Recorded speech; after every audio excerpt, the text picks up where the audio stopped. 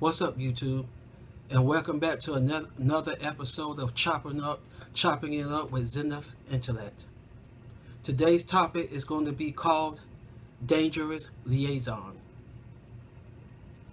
So before we get into it, we're going to start with a definition and definition of what liaison means.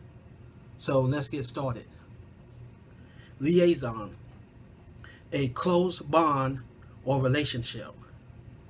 It could also mean communication for establishing mutual understanding and cooperation. Also, and lastly, an illicit sexual relationship or affair. So moving along, you're probably wondering, so with a title like Dangerous Liaison, what's the point of the message, or what's the message going to be about? And the message is going to be about a work spouse. You know how some of you guys probably got a spouse at home, but then when you go to work, you got another spouse at work, and the same energy and time that you should be putting into your spouse at home, you're putting all that energy and the time into the spouse at your workplace. Whether it be, you're a married man and you're dealing with your female coworker, or you're a married woman dealing with your male coworker, or who knows, you could be a married man. You could be a married man dealing with your male coworker, or a married female dealing with your female coworker. But nevertheless, you put the same energy and time into your work spouse that you should be putting into your spouse at home. So that's why I titled it Dangerous Liaison, because it's like when you find yourself having a relationship with your quote unquote work spouse or coworker, and you find yourself putting the same energy and time into them that as you should be putting into your spouse at home, then I would say that would qualify as a dangerous liaison. Because you remember when I read the definition of liaison, the third definition that they had was an illicit sexual relationship, an affair. So in essence, that's what you're doing. You maybe haven't reached the sexual part yet, but you're still having an affair with them mentally, in your mind. Even though you haven't, if ever y'all haven't gotten to the point where y'all having intercourse, you're already having intercourse or having an affair with them in your mind, and also in some of the other deeds you're doing, which I'm going to get into. But yeah, that's what I'm talking about, a work spouse. So you leave your house, you leave your spouse at home to be with the spouse at work. And then you be in a rush to get to work, not necessarily to say because you're in a rush to get to work because you have that much of a strong passion for the job per se, but you're in a rush to get to work so you could link up with that work spouse. You're in a rush to see them. The love that just like I got written on my notes, that to say for the sake of the job, or it's not that you're in a rush to get to work, not for the sake of the job or for the love of it, but to see that coworker that you're infatuated with. Your spouse at home might thinking that you really love your job and you really got a passion for it, and in some cases you might, but the real reason you're in such a rush to get there is so you can see them, to see your work spouse. And it's like, the feelings that you should have towards your spouse at home, the same thing, the feelings you should have for them, the attention you should be giving them, the consideration and all the other things you should be having for your spouse at home, you taking all of that and you giving it to the work spouse. You got the chemistry, physical or sexual attraction. You communicate with them more than you communicate with your spouse at home, and you can't stop thinking about them. So everything that I just mentioned, the chemistry, the physical or sexual attraction, communication, you can't stop thinking about them. It's like that's things you should be doing for your spouse at home. You shouldn't be thinking about your coworker that you shouldn't be having feelings like that for your coworker, especially if you're married. Because it's like, yeah, you shouldn't, and I mean, don't, and I know that they might be men or women at your job, and you look at them and it's like, well, gosh, they're really attractive. That woman, she's eye candy. Or or if you see, if you're a man and you see some, I mean, you're a woman and you see some guy that on the job, and you say like, wow, he's really handsome or well put together or whatever.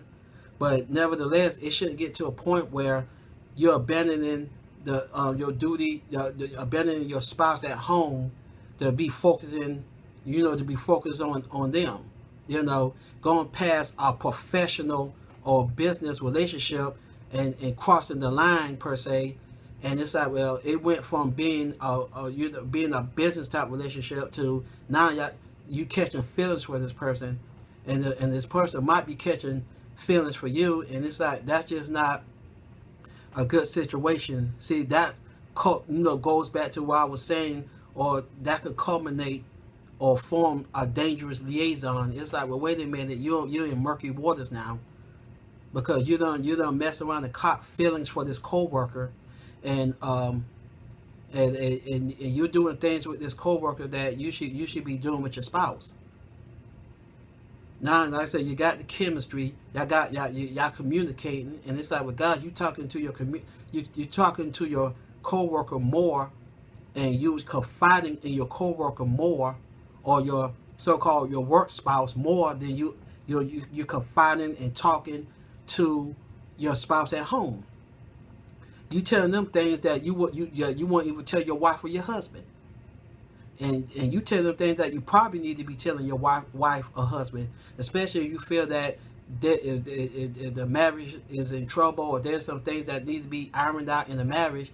How are they going to be able to try to oblige you or try to help to iron out issues in the marriage if you're not telling them the things, but you telling the work spouse all this stuff. You confiding in them when you should be confiding in your spouse. You got chemistry with them when you should be having that chemistry with your spouse. Then if it ended up getting to a point where where it is sexual, it's like, well, God, you spending your time sexing the work spouse when you should be sexing your spouse at home. And who knows, that could be one of the problems too, that y'all don't have a great sex life because you spend all your time trying to blow your coworker, blow your work spouse back out or whatever. So it get to the point where it's like you might find yourself coordinating or eating lunch or taking breaks together with your work spouse, or you might find yourself making lunch for them. You're in there making a salad for your lunch or whipping up a sandwich for your lunch, and it's like, okay, let me make a salad for my work spouse, or let me make a sandwich for my work spouse. Let me make her whip up a salad for her, or let me make up a sandwich for him, and fix it the way he likes it. But yet you won't put in the same effort to make a sandwich for your husband, or put in that kind of effort to even make a salad for your wife's lunch. But you go all the way to try to make sure that your work spouse gets something to eat, provided if y'all don't go out to eat, if y'all don't go out to lunch, if you will have a job that actually affords y'all the privilege of being able to have the time to clock out and go get a bite to eat if you have to even clock out. I know in most places you leave the premises and you have like an hour lunch. Yeah, you got to clock out. Yeah, I guess you go get where you're going to eat and come back and clock back in. But everybody don't got the luxury of doing that, or per se of just having a 1 hour lunch. But so for those that do, they might decide, well, hey, let's go to the wherever and sit down and go grab some lunch, and and you spend, you might even find yourself picking up the tab, paying for their lunch, or they're paying for your lunch, and it's like you shouldn't be doing that, especially if you're married. So, and that is, and even if one of you is single and the other one is married, it still ain't right. It's like you might say, "Oh well, I'm single," but that person that you're dealing with, that work spouse is married though. So you still doing wrong. So I say coordinating to have lunch with one another just so y'all can spend more time with each other, or you get to the point you call yourself making lunch for them right at home in your kitchen.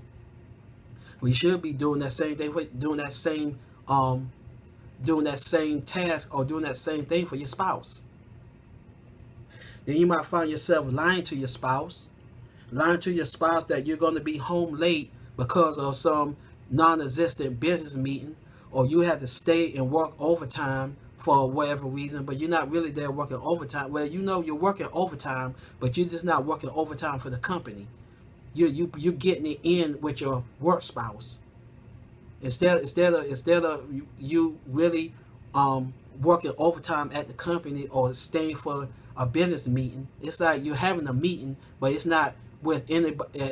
It's not. It don't have anything to do with the job or the company. You're having a meeting with that work spouse, and you're working overtime with that work spouse, but it's not the type of work that your spouse think you're putting in. You putting in some other type of work. So work you ain't got no business putting in. So you lie to the spouse and say, I'm gonna be working, I'm gonna be working overtime, or I got a meeting, so I'm gonna be about an hour or two late because I gotta attend this meeting. But you're at a meeting that you ain't got no business being there. You with that work spouse. And the two of y'all are getting it in. So you find yourself lying to your spouse at home. And then they say like I was saying, when the actuality, you're with the work spouse, you spending time with them. You find yourself having an affair. It's like, at first it was just a little fling, and now you don't find yourself having a full-fledged affair. You find yourself having a doggone dangerous liaison. That you're having an illicit sexual encounter with your work spouse. So just because you're having sex with them, just because you're blowing her back out, or you letting her take you for a ride, that doesn't mean that it's love. I mean, people can have sex. Sex doesn't equate to love. That's the point I'm trying to make. You're linking up with your coworker, and y'all probably having sex, but just because y'all having sex, just because they're having sex with you, that doesn't necessarily equate to love, or saying that, okay, well, I'm having sex with you because I love you. Animals have sex, and I know, according to biology, in some part, biology, they would say, but yeah, humans are animals too. But I'm just saying, pretty much anything and everything like I say, have sex. I guess with the exception of plants, because I know they're like asexual, but I'm talking about just because like I said, you have sex does not equate to love. It could just be nothing but lust, and of course, lust is a part of sex, but like I said, it could just be a friends with benefits situation, friends with benefits. But I'm just saying, you might link up with this coworker and say, well, because you're having sex, this person loves me, or you might mess around and fall in love with them because all the sex you're having. The coworker might just say, well, you're just a friend with benefits, and I enjoy having the sex, and I'm just trying to get it in while I can, and you mess around and fall in love with them. Or it could be the other way around. You sitting there, you just getting it in, just trying to get your rocks off, and it's like it's like, and then the coworker ends up falling in love with you. But then, like I say, look, both of y'all are married, or one of y'all might be married, but nevertheless, it's like it's a really bad and dangerous and murky situation. Because especially when you find yourself having sex with them, because you're having sex. It's like, well, you're not just exchanging body fluids, but other things are getting exchanged, because in a way it's like your soul is getting involved. If you're a man, you having sex with this woman, you dumping off in her. She's not just taking in your seed, but she taking in taking in your essence, sucking in your soul too. So it's not just a physical thing; it's a spiritual, it's a soul thing. It's like soul ties. Every time you lay with this woman, or you lay with this, well, especially if you're a man, you lay with this woman. She's sucking. She's taking in. She's sucking up your essence. She's taking in some of your soul. And instead of you spend all this time spilling seed inside of her or laying up with her, when that's what you should be doing with your own wife. You should be spilling seed in your wife. You should be let your wife take in your essence, not your coworker. And if you're a woman, you got a man at home. You should be. I mean, a husband at home. Your husband should be spilling seed inside of you, or you should be taking in your husband's essence, and you should be taking in your male coworker's essence, or whomever.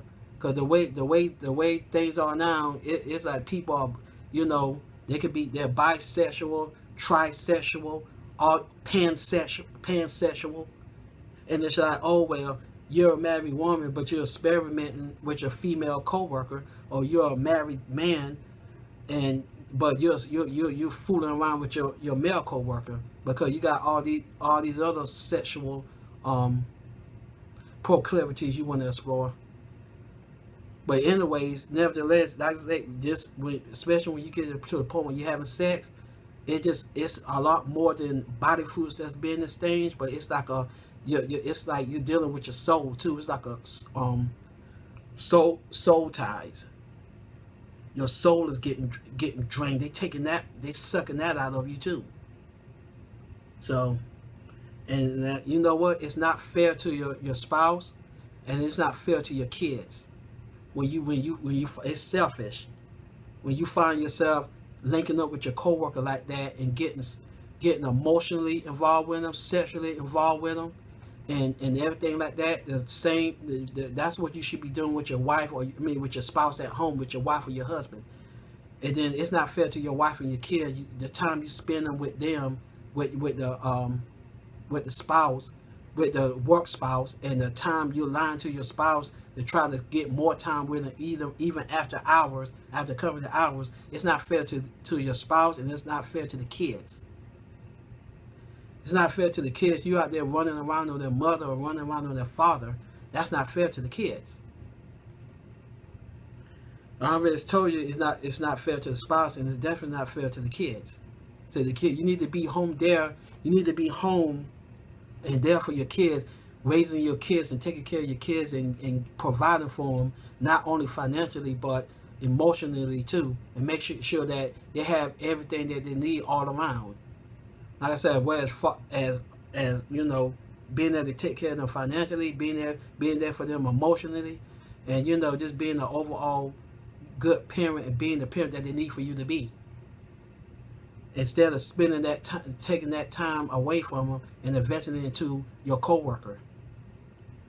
So you shouldn't be, and also you shouldn't be telling your coworker all your business, or you shouldn't be so quick to want to confide in them and pour your heart out to them. Just because they're there with you for now, that don't mean they're gonna always be there with you or be there for you. It could just be for a season. It could be for a time. You confiding and telling your coworker all your business and all the issues and problems that's going on in your marriage, and they're feeding off that information. And you're thinking that they might be, they really empathetic, and they really want to help you, when they might be, they could be plotting against you. And especially, who knows, they might, it's like you might have like a job or position or title that they want, and they say, well, guys, how can I get your job or get your position? Well, you keep feeding me this data, you keep feeding me this information, and I'm gonna find some way that I can use this information to try to get your job, trying to get it to hurt you, so I can try to get your position or whatever. And you might think that they give a crap just because they have sex with you or whatever, or tell you that they got some feelings for you. But in essence, they probably don't really care about you. They just say you're just a friend with benefit. And when they're done getting what they need from you, they're going to move on to the next man or the next woman. So you sit there confiding in them, telling them about problems about your marriage or all these other issues you probably going through. And indeed, this is the same type of things you should be telling your wife or be telling your husband. And then, like I said, you tell, because there is such a thing as sleeping with the enemy. Because you don't know, you think you know your work spouse well, and and you think they got good intentions, and they not all of them got good intentions. See, they might be out to hurt you, or they might want to try to get your job or get your position, so they can end up making the money that you're making.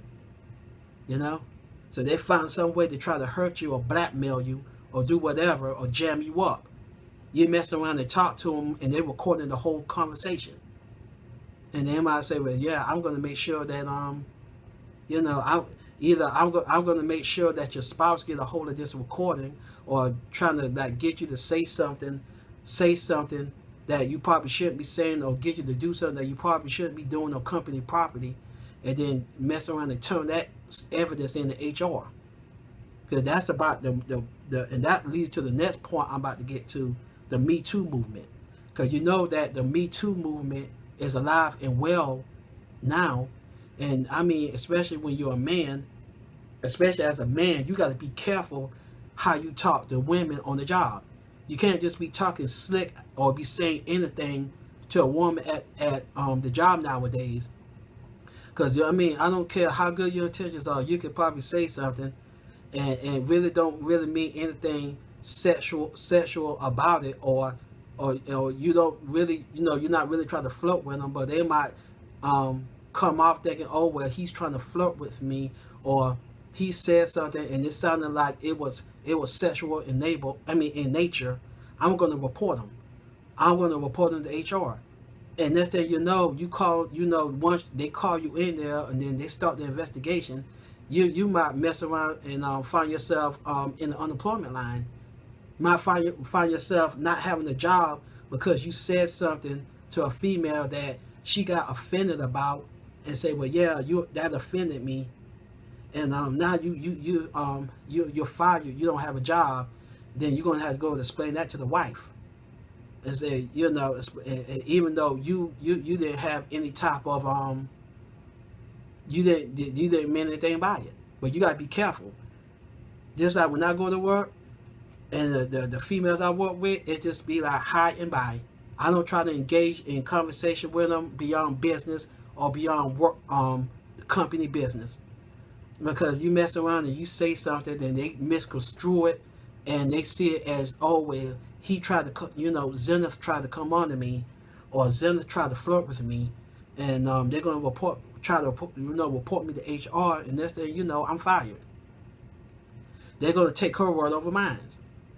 And like I say, this Me Too movement. So you got to be careful dealing with females at the workplace, and also you probably got and vice versa. Be careful with dealing with these males, because you got males that's part of the doggone Me Too movement too.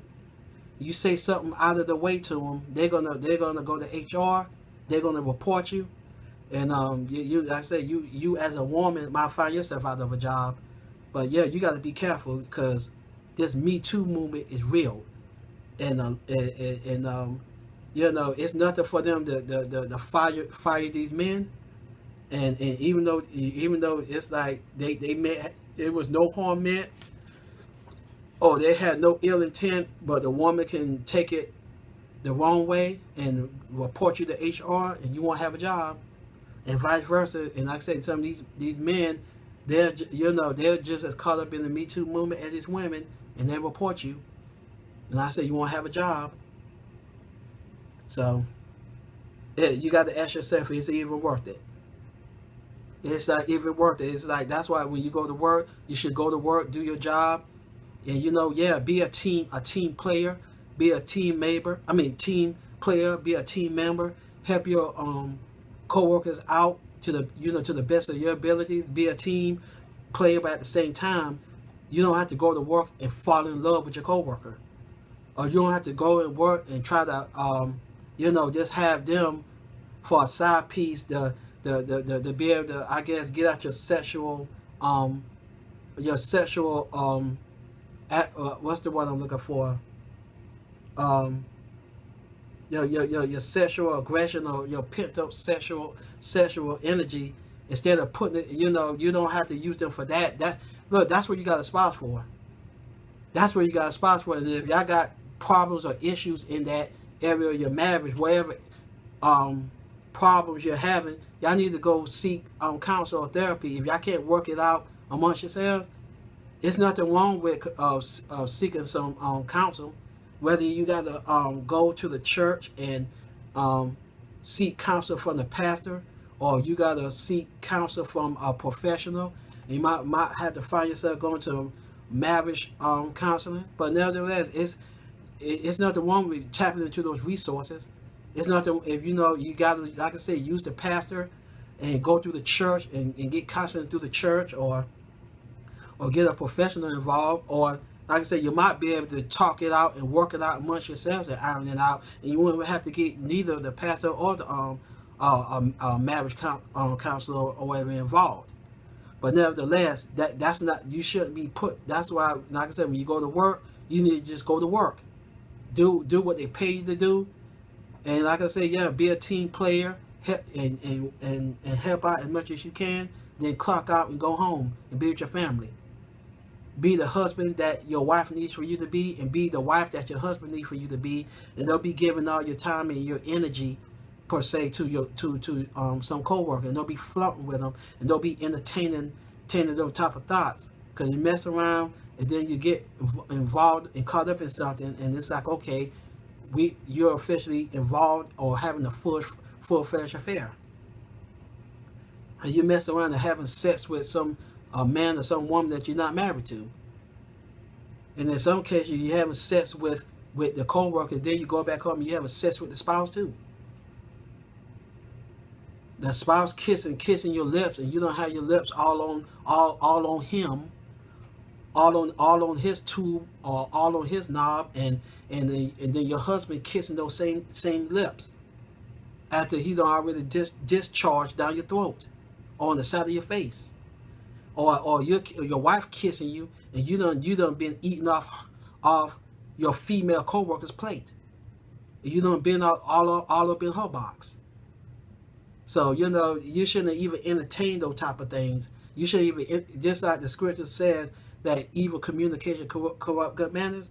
Yeah, that you shouldn't even be entertaining those type of thoughts. And you shouldn't be entertaining those type of actions. You need to be able to draw the line or nip it in the bud. But I know of people that do have work spouses, and that's what spurred this topic. That's what brought it up. It's like, wow, you're married, but you still go to work, and you got your little work spouse at work, and you flirt with them, and you you be booed up with them, and then you lie to your spouse just so you can and tell them you're going to come. You got a meeting you got to stay for, or you got to work overtime, and you really sexing your coworker. You with your work spouse. So, like I said, with that Me Too movement, you got to be careful though. It's real, and if you don't watch it, you can find yourself out of a job. You can't just go to work and call yourself just. You got to be careful. You got to watch your words, because and I think there's a scripture for that too. That by your words you are condemned, and by your words you are justified. And I might be paraphrasing, but I know there's a scripture even for that says that by your words, you are condemned, and by your words, you are justified. So you got to be careful what you say. You got to watch your words, because as the scripture also says, yeah, this tongue of yours, yeah, it's like a paint tornado. If I'm correct, or about how I think they compared it to. I think the steering wheel of a ship.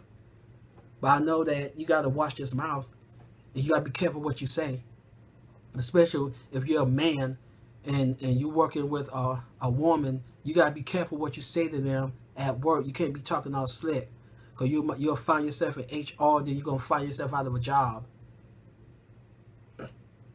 So, like I say, the Me Too movement is alive and well, and it's still going on. So you gotta be careful. And also, after it's all said and done, and you had your little affair, your little flame, and you done did everything you're gonna do with your work spouse. What happens when eventually it spills over and your spouse at home found out about this? You never know. You might be with the work spouse, and like all the intimate conversations you had with them, and all the things you told them. They might, who's to say, you might piss them off or make them angry, or you might do something to set them off and make the relationship go left. And they say, you know what? All these recordings that I got of everything you was telling me, I'm gonna make sure your spouse get these recordings, or I was videotaping all the times we was having sex, and I'm gonna make sure I'm gonna let him or her see the videos. And see that, then that's going to be damaging evidence. They're going to be able to use that and say, well, guys, you know what? I could use this for the file. I want a divorce. And they're going to have ammunition, because they got videos or photos of you having sex with someone else, and they got recording. So they're going to be able to get the alimony. They're going to be able to get the child support and everything else they're going to get for you. And then what? So I guess in a way it's like a math formula. Alimony plus child support equals broke, and that's what you're going to be, especially if you're a man. So you mess around, and like I say, the relationship end, and if it goes left and it don't end on and I'm not going to say that it whether or not it ends on a good note, because if you have an affair, there's nothing good about that. But I'm just saying that the person might end up getting, if it goes left and the person gets disgruntled or pissed off, they might say, well, I've been saving this stuff up. I've been recording our conversations. I've been videotaping us having sex and everything else or whatever. And now I'm going to make sure your spouse gets this. Then I say, your marriage should be over. And then you're going to be broke. Because I guarantee you that, especially if you're a man, once your wife filed for divorce, and then the lawyer get a hold of this stuff, and it's going to be like, yeah, they're going to be justified. They're going to be able to get the alimony. They're going to be able to get the child support. And it's already believed that the legal system, especially when it comes to divorce, it favors women in a way. It favors women more than it favors men. So the women are going to have a better chance of getting their alimony, and they're going to have a better chance of getting their child support. And you as a male just going to be flat out broke. And for what? Because you wanted to have another wife, or you wanted to have another wife, or you wanted to have another piece of tail. You wanted to have another, some eye candy, and mess around that eye candy or that other piece of tail done got you broke now, and you living in your parents' basement. So it's not even worth it. And when it's all said and done, the end game, what's the end game? The end game is that you're going to end up being broke. Because I just don't see how, because I'm thinking that with most women, they see damaging or incriminating message damaging or incriminating evidence like that. They're going to want a divorce. They ain't going to want anything to do with you. They're not going to want you to touch them. They're going to want a divorce, if not a separation. And I would probably say divorce. More people will probably be more on the verge of I want a divorce rather than I want a separation. Now the courts will probably make you have to go through a separation first, but then after that it's like, oh well, yeah, now you can file for divorce. If I'm not mistaken, I'm not an expert at the divorce law. Neither am I advocating divorce, but I'm just saying that most women, they wouldn't want to stay married to you for long. They'd be like, I want a divorce. You've been creeping around, having sex with another woman, and I done saw the video evidence, and I done heard the recordings. Get out of the house. I don't want nothing to do with you. And then vice versa. The man gonna want If like I say your husband, like if you're a woman, husband gonna want a divorce. I don't think he's gonna want to continue on like being under the same dwelling as you, especially if he know you done been sleeping with another man and you've been giving him head, and he been jizzing all off in your mouth and everything. He's not gonna want to be with you. He gonna probably more than likely gonna want a divorce too. Some other man been contaminating his wife, been smutting out his wife. So, yeah, the end game is probably that you're gonna end up being broke because eventually, it's probably gonna be found out if someone on the job don't out you and let your spouse know. So it's not even worth it. It's called a dangerous liaison for a reason. It's dangerous. It's dangerous to your physical. It's dangerous to your mental, and it's dangerous to your spiritual. It's not even worth it. And then imagine the stress that goes along with trying to maintain an affair. It's a lot of stress. It's a lot of work you got to put in. It's not even worth it. So the best thing to do is that if all the energy and that you will put into having an affair with a coworker, you need to take all that energy and put it into your spouse at home. All the sex you see yourself having with some other man or woman, you need to be having all that sex with your spouse. And if your sex life is lacking, you need to find some way to spice it up. If you even got to get to a point where you got to have your wife get a pole installed in the doggone bedroom so she could strip or dance for you, or do whatever you like, or have her wear different color wigs or lingerie or whatever you're into. You tell you let your wife know that's the kind of things that gets you off, so she could be doing it for you, and vice versa. You tell your husband the things you like to be done to you sexually, so you can start doing it. And I know some people probably say, "Oh, well, I'm just tired of dealing with the same meat. I want another piece of meat." But nevertheless, all that, whatever's going on in your marriage, y'all need to try to work it out instead of trying to necessarily veer off and having an affair. You shouldn't be having a work spouse. Only thing you need to have at work is a coworker. That's it. Not some second husband or second wife that you get booed up with at the job. But nevertheless, that's all I wanted to say on this topic. Dangerous liaison, aka your work spouse. It's like y'all putting in work, but it's the wrong kind of work. So if you like this video, don't hesitate to press like, and also if you want to consider consider subscribing as well. I guess this is what you would call my call to action moment. So you like the video, press like, and if you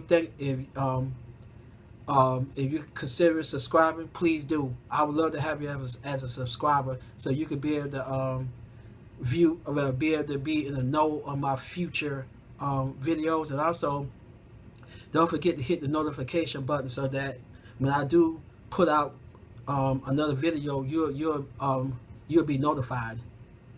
So please don't forget to hit the notification button as well. So like I say, like the video if you like it. Consider becoming a subscriber, which I hope you do. And also don't forget to hit the notification button. And I'll see you next time on another episode of Chopping It Up with Zenith Intellect. Peace, YouTube. And I'm out.